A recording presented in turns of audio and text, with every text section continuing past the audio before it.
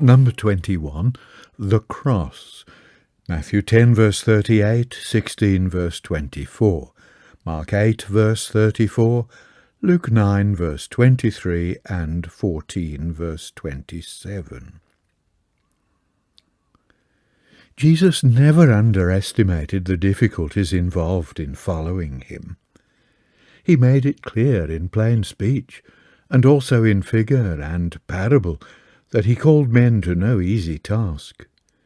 Perhaps the figurative forms in which his warning was framed were most emphatic, for no language could be more expressive of the cost of discipleship than the figure of cross-bearing.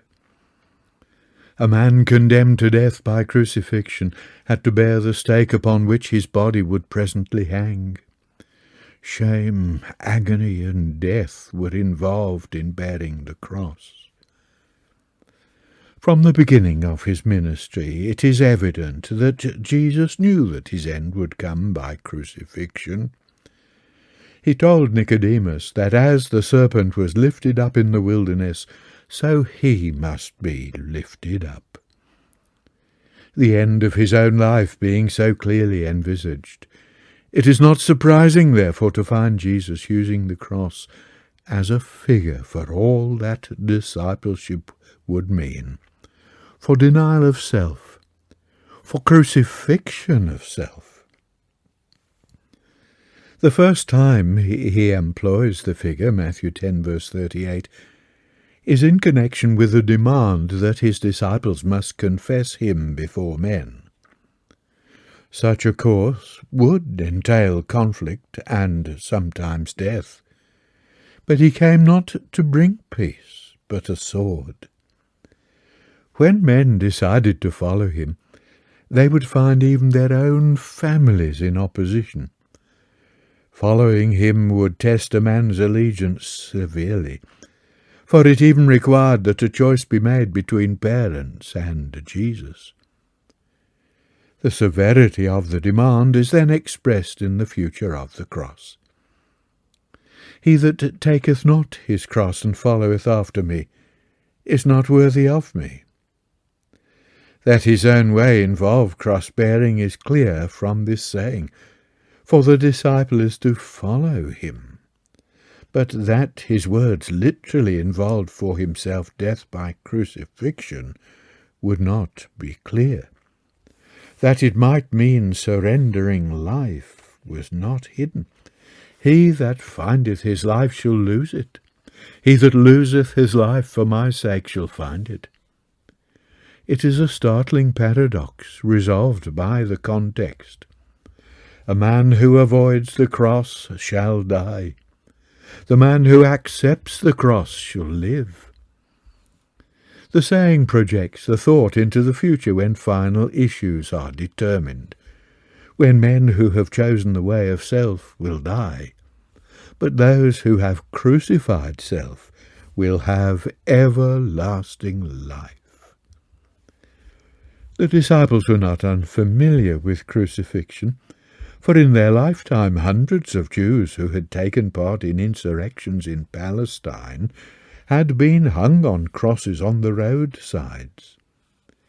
In a general way they would perceive the meaning of cross-bearing, though perhaps the figure would seem harsh.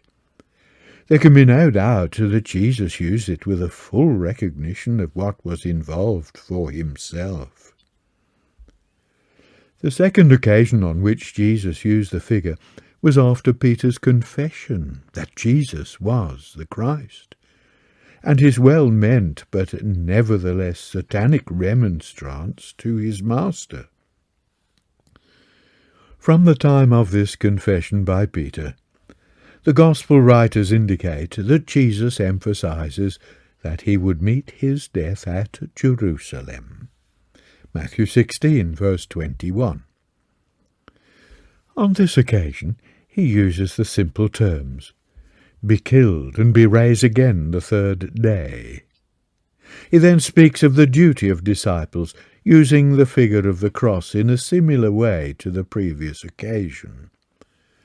For Jesus himself, it is evident That being killed meant being crucified, and he refers both to that and to his resurrection with the calmness that belongs to assured knowledge. By a picture compressed into a question, the meaning of the double paradox that losing life is finding life, and that finding life is losing life, is carried forward. For what is a man profited if he shall gain the whole world and forfeit his life? Or what shall a man give in exchange for his life? Lose, Authorized Version. Forfeit his life, Revised Version. A different word from verse 25. The question concerns the day of account, when a man who has so served himself that he has acquired possession of the world stands before Jesus. He has the title deed of the world, but his life is forfeit, for he was not prepared to lose that life in following Jesus, and he must lose it now. Verse 26. Lose, Authorized Version. Forfeit his life, Revised Version. A different word from verse 25. The question concerns the day of account, when a man who has so served self that he has acquired possession of the world stands before Jesus. He has the title deed of the world, but his life is forfeit, for he was not prepared to lose that life in following Jesus, and he must lose it now. What will he give in exchange for his life when he faces that crisis? Jesus leaves the listener to answer. Without doubt a man would then say, "Whatever I possess is no good to me if my life is taken away. I will give all I possess to have life." Such a decision then will not avail, but Jesus presses the consideration of ultimate issues upon the attention of his hearers, that they may be led to make a right decision while life can yet be gained. Jesus establishes the certainty of the picture he has drawn in such a simple way, by adding, "For the Son of Man shall come in the glory of his Father with his angels, and then he shall reward every man according to his works." Verse 27. Luke records the use of the figure of the cross on another occasion, when Jesus added 2 small parables to enforce his meaning, which will be considered later, chapter 14, verses 26-27. In an announcement on the last journey to Jerusalem, Jesus spoke again of his own death. Matthew's record uses the word crucify, which, in this context, could mean nothing else than its own literal dread significance. "The Son of Man shall be betrayed unto the chief priests and unto the scribes, and they shall condemn him to death, and shall deliver him to the Gentiles to mock and scourge, and to crucify him. And the third day he shall rise again." Matthew 20, verses 18 and 19. Parables of the Messiah, number 22, reads city stormers, children at play. Matthew 11, verses 7-19, Luke 7, verses 18-33. John the Baptist testified that the one of whom he was the forerunner would have in his hand a fan, and would thoroughly cleanse the threshing floor. He also announced him to be the Lamb of God that taketh away the sin of the world. If the prophets searched what manner of time the Spirit of Christ which was in them did signify when it testified beforehand the sufferings and glory of Christ, may we not think also that John was faced with the same perplexity? Not indeed about someone to come, but about one in living association with his own work. The works of Jesus did not altogether fit in with what might have been expected. And he sent to Jesus to ask, "Art thou he that should come, or look we for another?" That it denotes perplexity we may believe. That it showed lack of faith or instability of character, the eulogy of Jesus does not permit us to believe. Jesus immediately performed a number of mighty works, and told John's messengers to report to John what they had seen. Jesus added the message of special value to John at the time. "And blessed is he whosoever shall not be offended in me." For the moment John had found in Jesus an occasion of stumbling. Jesus called for patience and trust in what he was doing. As the messengers went away, Jesus addressed the crowd concerning John. He would have no misunderstanding about his faithful forerunner. They had heard John's stern words. They knew of his courageous testimony to Herod concerning his illicit union with Herodias. Was he a vacillating weakling after all? What went ye out into the wilderness to see? A reed shaken with the wind? But what went ye out for to see? A man clothed in soft raiment? Behold, they that wear soft clothing are in kings' houses. Matthew 11, verse 7 and 8. The reeds grew luxuriously in the Jordan Valley, sometimes reaching the height of 20 feet. Beautiful to look upon they might be, but see them when the wind blows. They respond to every breeze, bending flat and rising again as the wind passes, ever a picture of the weakling as the oak is of strength. John was not a reed. Neither was he a smooth-tongued courtier, easy-going, seeking personal pleasures and gratifying every whim of dress. Such had their place in the king's palace. Where was John? In the king's prison.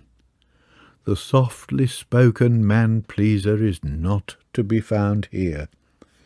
John belonged to the court of another king than Herod or Caesar, but was then sharing the exile of his royal master.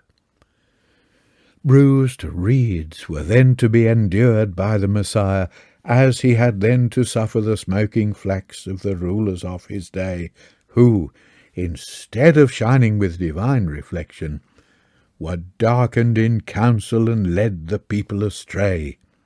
Matthew 12, verses 14 to 21. There is misunderstanding of the figures of the broken reed and the smoking flax by some readers.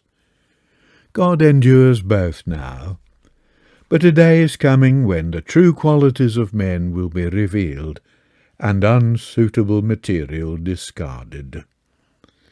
John was a prophet, more than a prophet. His was the honour of the man who immediately precedes the king. None in all the world was greater than John the Baptist, but adds Jesus, the least in his kingdom will be greater than John was then. But John was the last as well as the greatest of the prophets. The law and the prophets were till John. Now had come the end of the law, and the one of whom the prophets had testified was in their midst. One dispensation was closing, and another dispensation was beginning. Jesus then speaks of the new order and the manner of men who enter. As given in the Authorized Version, verse 12 reads, "From the days of John the Baptist until now the kingdom of heaven suffereth violence, and the violent take it by force." A problem of translation exists in connection with the verb, treated in the Authorized Version as passive, although active in form.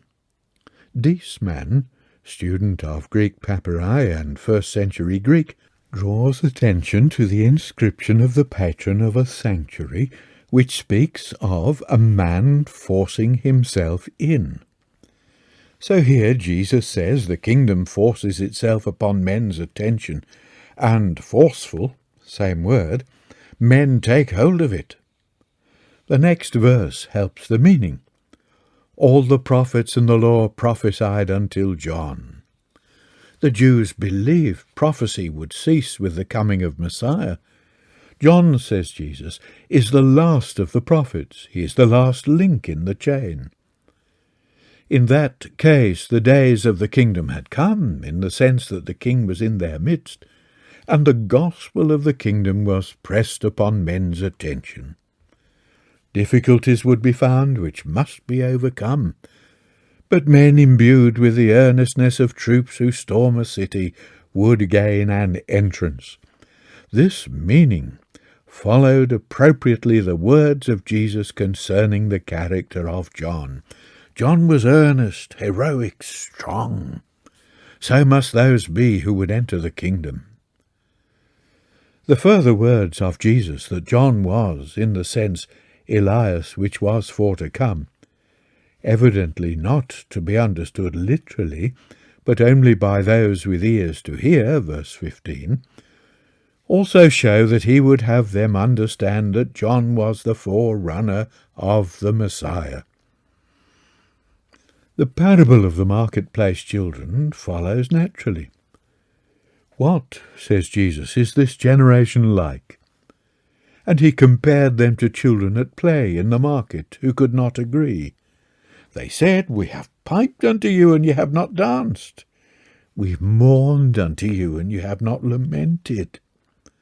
Let us play weddings, some of the children said, but others would not. Well then, funerals. Still there was a disagreement. Neither one game nor the other was pleasing to the fault-finders. Jesus gave the application. John had come calling sternly for repentance and an austere life. Jesus had mixed with the people, attending their marriage feasts, accepting invitations to meals at the houses of Pharisees and publicans. But neither John nor Jesus was acceptable. The men of that generation were like children who were peevish and complaining. They disliked the message of both John and Jesus, and therefore would have neither. But, concludes Jesus, wisdom is justified of her children. Wisdom, as well as the marketplace, has her children. But the children of wisdom honour the parent and justify her. Jesus was the wisdom of God. Compare Luke 11, verse 49. And men who understood him and his message would not quarrel with him, nor find fault with him.